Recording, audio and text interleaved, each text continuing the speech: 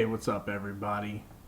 I am Jason, and this is another episode of the Anthem of Impact Wrestling Show. And I'm going to be going over today this week's episode from May, May 25th, 2017, where the main event was a triple threat match for the number one contendership match. Also, later on, whenever I'm done with this review, I'm going to go over what I like to call the broken drama, give everybody some of my just kind of thoughts on that whole situation with the broken gimmick, Matt Hardy, Ed Nordholm, and Impact Wrestling. But first, let's go over last night's episode of Impact Wrestling. We started off with Bruce Pritchard coming to the ring, had Tyrus with him, and I noticed there was no Josh Matthews at the announce table. It was just JB and the Pope. This whole segment felt very WWE. I have to admit, I did not like it. I mean, I understand it. The segment itself was fine. I've said this in many other videos. Impact needs to set itself away from other, especially WWE. And one way to do it is always start off like they have like the last 2-3 weeks, and that's with the match and a very high intensity, high energy match. Would have been great. This segment itself could have stayed almost the exact same, but put it like either right after a match to start off or about the midway point. So about what would be the 8 o'clock hour here, like top of the 8 o'clock hour. Maybe do something like that. But Pritchard, I made a note here.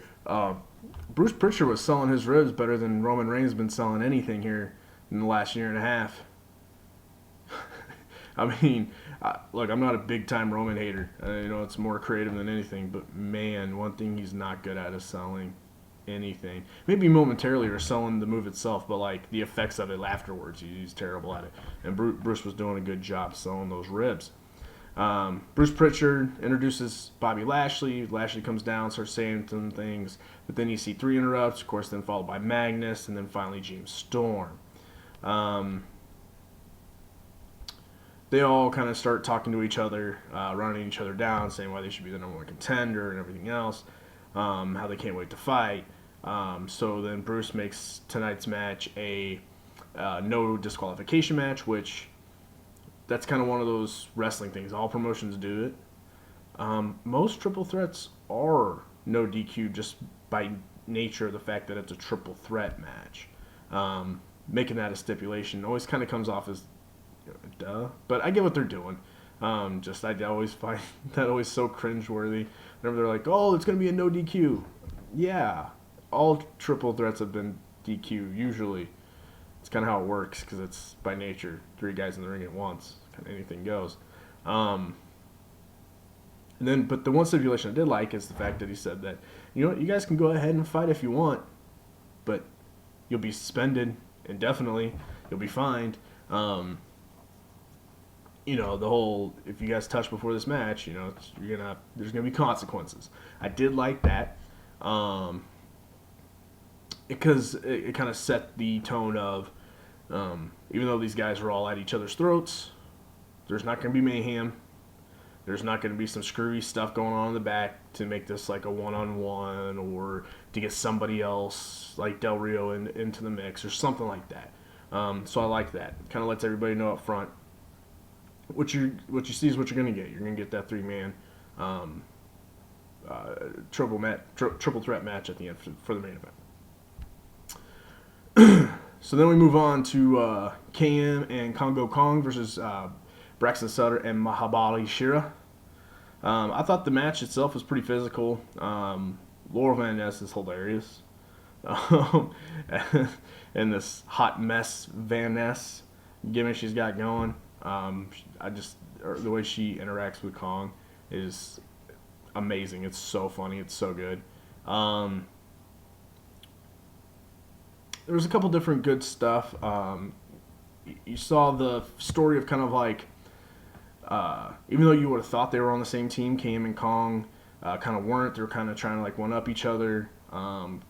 Mainly KM was trying to weasel his way in certain spots to take advantage of certain things. That was kind of different and kind of fun to see.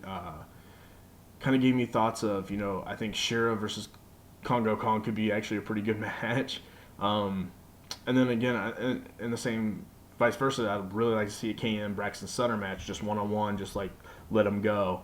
I think they put on a pretty good match. The match ends whenever Kong gives a headbutt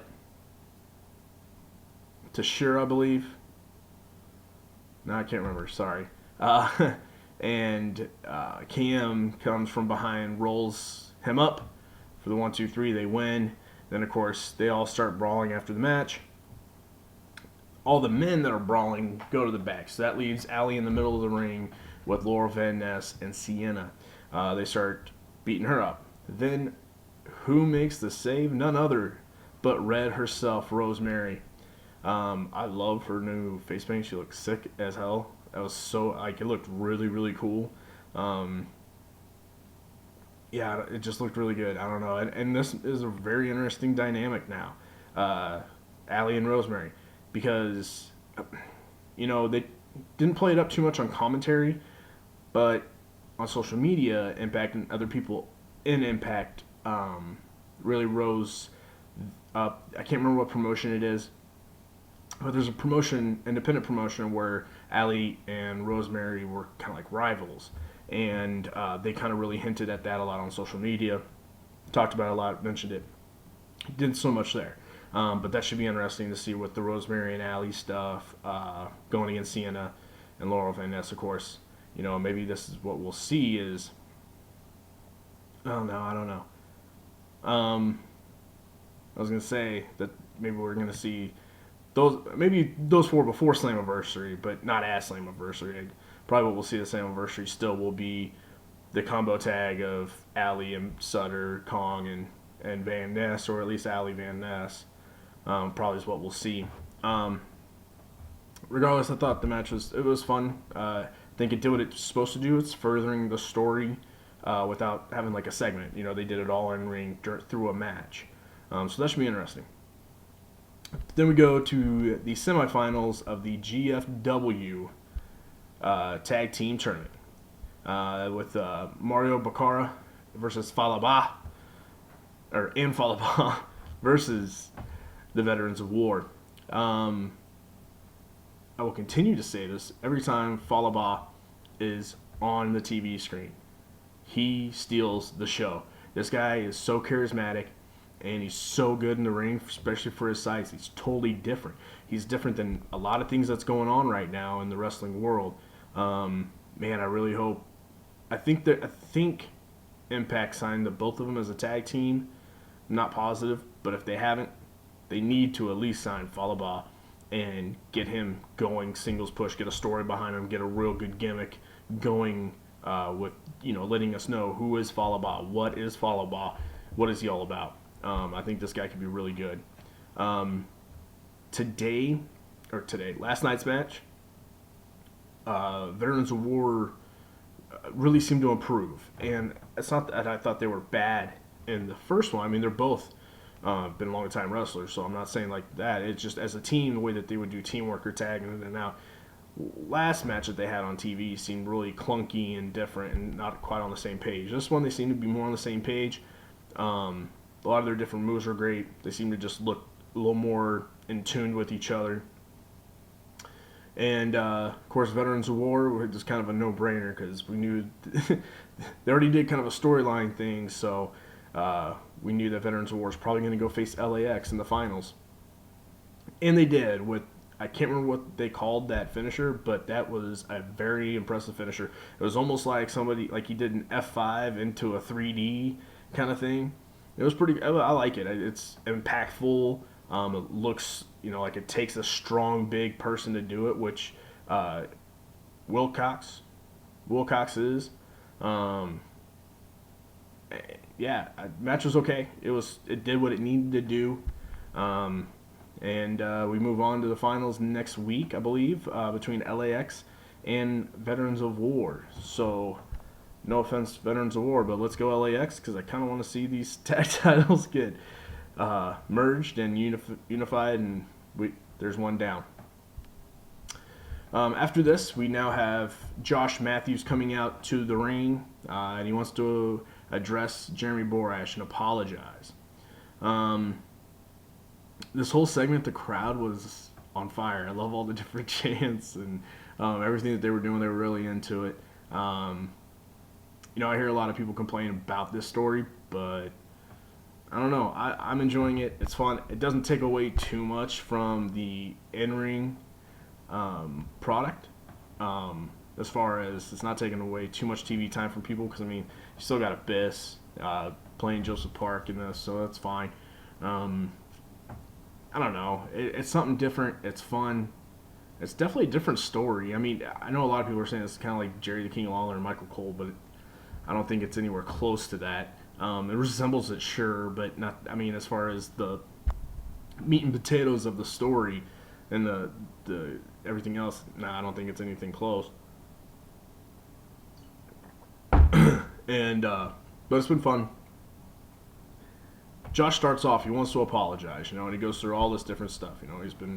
He unblocked David Pinzer, and he made up with Shark Boy and all this stuff, and JB's not quite buying it. Well, then that brings out Joseph Park, and he starts running down Josh and saying how he doesn't believe him. Well, Josh is like, yeah, you know what, you're right. You shouldn't believe me because I hate you, and I hate you, and I hate everybody, and blah, blah, blah. So then, of course, he gets Joseph Park all riled up, and they set up a match right then and there. Joseph Park versus Josh Matthews. And just as they're about to get the match going, the sirens sound. And out comes Big Papa Pump, Scott Steiner. And, because, he's got the hookup. Holla, if you hear him. Which, I'm not going to lie. I popped. I was I already knew he was coming out because they basically spoiled it. Impact Wrestling did themselves on Twitter. But, still just, it's really cool. I know and look, if he was, being introduced as a possible participant to fight somebody in an actual, number one contenders match or a title match or something, I'd be pissed. This is a story of he's going to be Josh Matthews' partner to go up against JB and Joseph Park. Great, bring him back. Be fun. Gets a name out there that other people go, oh, he's back. Okay, cool. So whenever Scott Steiner comes down, he chases Joseph Park and JB. They end up going through the crowd. Of course, there's kind of a plant there, and Scott just wails on him and knocks him out. They end up getting back in the ring. Or coming close to the ring, while Joseph Park isn't seeing him, Josh undercuts him, tosses him into the ring, and of course Scott puts on the Steiner recliner on Joseph Park. Basically ends that. Then after that, we get to a video package for Moose and his Grand Championship, and it was a good video package. It's kind of funny because he ended up being on the next segment after this, but as I'm watching the segment, I'm thinking to myself, I know he's been traveling, and he really has. He's been doing appearances for the NOAH stuff and the AAA stuff and whatever else. But, man, I'd really like to see him more on TV, on our TV, on Impact, and not just with these video packages. Of course, then after the interview, or after that deal, they have an interview with Eli Drake. He starts talking about why he attacked Moose last week. Then all of a sudden Moose shows up. He wants to fight him. Eli Drake's talking back to him. They start to get a little brawl. And then from behind, as Moose is being held, Chris Adonis also jumps in and starts attacking Moose. Then they get separated. That's the end of that. Should be interesting. I'm actually kind of hoping, and I think this could be really interesting if they do a triple threat for the Grand Championship with Moose versus Chris Adonis versus Eli Drake, or at least maybe do a doubleheader thing. Let's get Moose versus either one of those two, and then the winner of that will move on to face whoever he doesn't face in that first grouping type thing. Like I think they could do something really interesting here with this. Can't wait to see what happens. Then after that, we go to the Richards family versus the Edwards family. And they started. This was just a really fun match. They started off just brawling all over the place. It had a really good, fun, high pace to it. They just kind of went all over the place. Did a bunch of stuff in the ring, and then of course, out of nowhere, getting the pin on Angelina Love, the Edwards win. Alicia Edwards gets the win. After the match, the Richards attack, which set up one of the coolest spots I've seen. They always talk about in some other companies and in other universe about all these firsts. Impact just does it. These knockouts just do it. They don't care. Nothing's a big deal because it shouldn't be a big deal. They're just doing it. They're putting on good stuff. And of course, what I'm talking about is they have Eddie handcuffed to the ring, and Angelina Love puts Alicia Edwards through a table. And I have to say, I was shocked that she went through the table. She is very small. And I was like, oh no, that table will not break for her. And you can tell, like, Angelina really had to put some, like, oomph into that power bomb to get it to break. That's gotta hurt. But it was good, and I enjoyed it, and I can't wait to see where this really starts to go, because they keep, stepping it up every week. But this feud between these four, if they plan on doing a blow off at Slammiversary, which is still a long ways away, it's gonna be like First Blood. I mean, what kind of match could they have? Like, it's got to be like First Blood or like a Monsters Ball or something with the four of them or something. But it has me very excited for that match. That should be coming up at Slammiversary. That blow-off match is just going to could be match of the year of anywhere. It should be good. Then we get another Spud video. That's another funny one. This time we took, like a cell phone video. And he's still hurt, because he found out from a UK doctor, a better doctor, that, he needs one more week. And, of course, then you hear this lady yell in the background. He's like, Mom, kayfabe, Mom, kayfabe. Oh, it was funny. Spud's a talented guy. Just can't wait to see where this kind of keeps going. And then hopefully after this Swoggle kind of funny thing, he can move on, get back in the X Division or something, and just kind of be Rockstar Spud. But then after that, we get into the main event. Again, they give this main event a very long time. And it's great. That's what these main events should be. The whole night should just be like a series of matches and series of vignettes and series of everything else to get you to that main event. And the main event is the star of the show. And that's what they're doing. Regardless of how I feel about the whole show, period, or what was leading up to it, one thing that they can't get away from, and they should never get away from, is making that main event the star of the show. Don't make it just like some random little side bit of what happens throughout the rest of the night.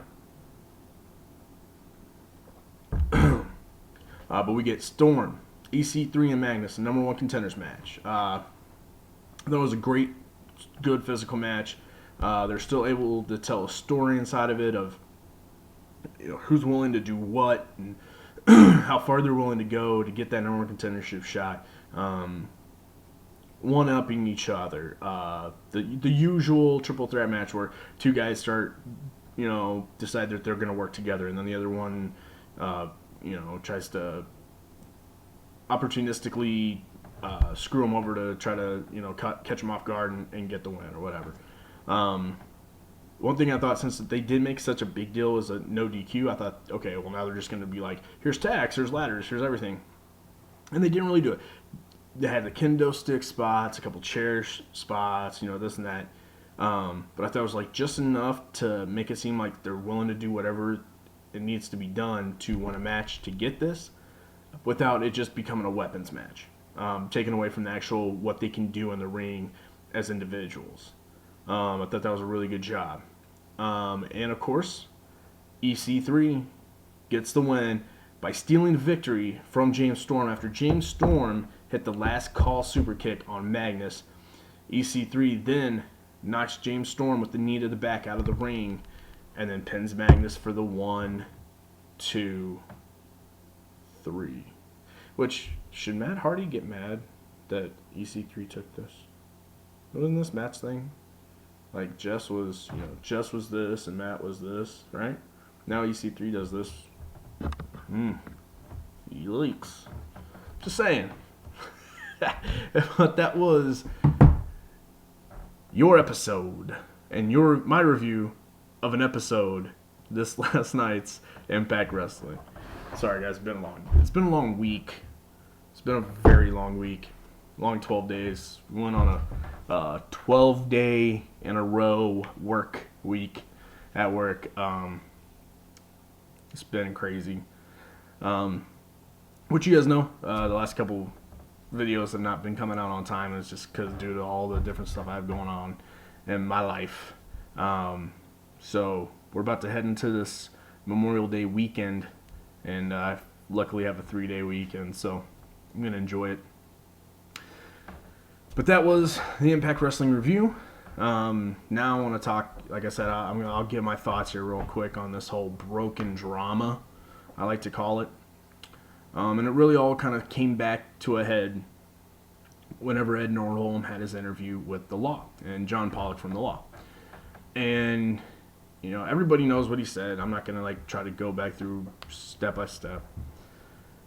But, you know, I've kept away from talking about this, on Twitter, because nobody's ever there to have a conversation or a discussion on Twitter. They're just there to, for the most part, at least in situations like this, bully people, tear people down, argue. It's pointless for me to say anything really anymore on there unless somebody really pisses me off on there, which there has been plenty. And I didn't want to do my own video on this because I know I'm about to. I don't want to rant about this. I want to give my thoughts, and it's tough sometimes to not want to just go off and rant because it gets really frustrating. Being a fan of something for so long and just see so many people with no reasoning behind it, really, outside of hey, it's cool to bash this, and it really pisses me off. At the end of the day, I wish wrestlers could take their gimmicks with them wherever they go. I really do, because they put in the hard work and all that stuff. But that's not the way it is. That's not reality. That's not the nature of the beast right now.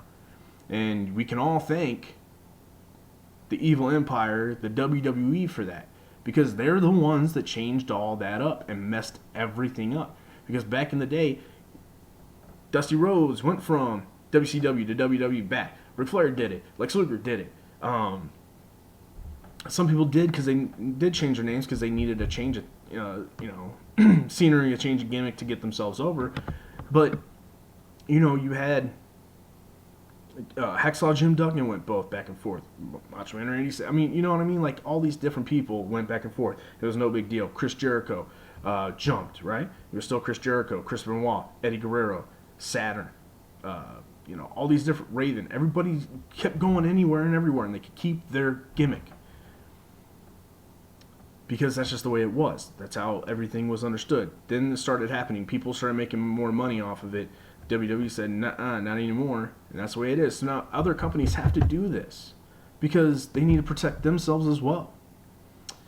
And,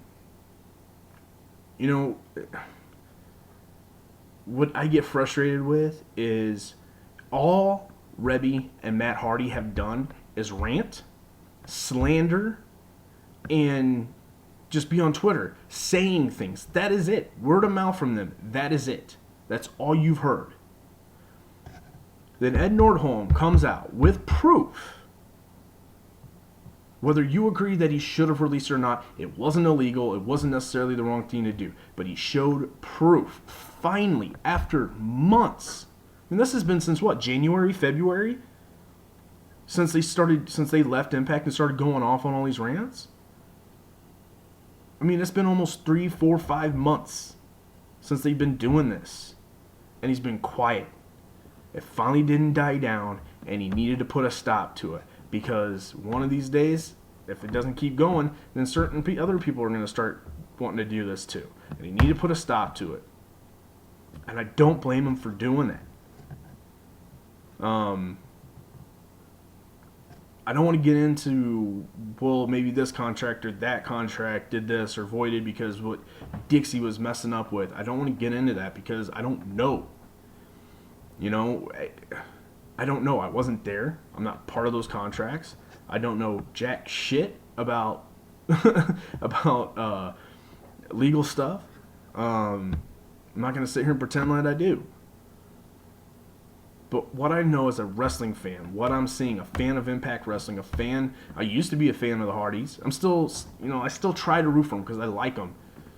Matt's making it really hard. I still like to root for Jeff. There's a reason why Jeff has been quiet.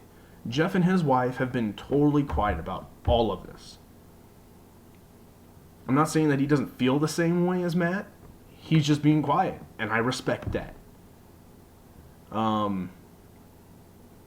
Jeff put a lot of blood, sweat, tears, and trials and tribulations and everything else into Impact Wrestling. It's hard for me not to respect the man for doing what he did and get clean and get back and do what he did with that company. It's hard for me to not root for him. Matt and Rebby are making it real hard for me to definitely root for Matt ever.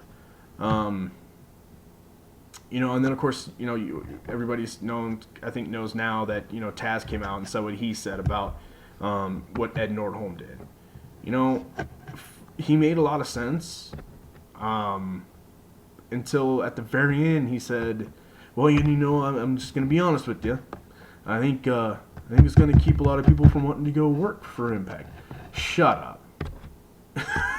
I'm sorry. I respect everything he does in the ring. I respect a lot of the things that he says on his show. I love his radio show. I think he gives a lot of great insight to a lot of different things. But that last line just made me feel, it sounded like somebody that still is somewhat biased and I'm not gonna say bitter. I don't think he's bitter. I'm sure he's being successful. I don't think he's bitter. But somebody that is a little bit biased against Impact still because of what happened with him and his time there. And whenever you get a bunch of people saying this, I'm not worried about what he said affecting possible wrestlers wanting to sign, because I don't think that has anything to do with it. I think what he says, he's got a lot of followers. He's got a lot of fans. He does a lot. He's very successful right now with his radio show. That's a lot of fans that now hear him say that and go, oh yeah, you know what? Same old Impact, screw them. All they're wanting to do is screw wrestlers. They're only out for themselves. That's how it sounds. And now he's keeping a bunch of fans from wanting to, watch Impact. Because then I think it was like the next year. Well, yeah, it was yesterday. I'm looking on Twitter, and there's a regular of his that calls in and did Hump Day promos all the time. Made a comment tweeted out, I would really like to watch Impact Wrestling tonight, but I'm afraid if I do, Ed Nordholm will keep my gimmick away from me. Really? Really? The WWE does this all the damn time. Hence why we get Tyrus. Hence why we get Aaron fucking Rex. Hence why everybody gets Cody.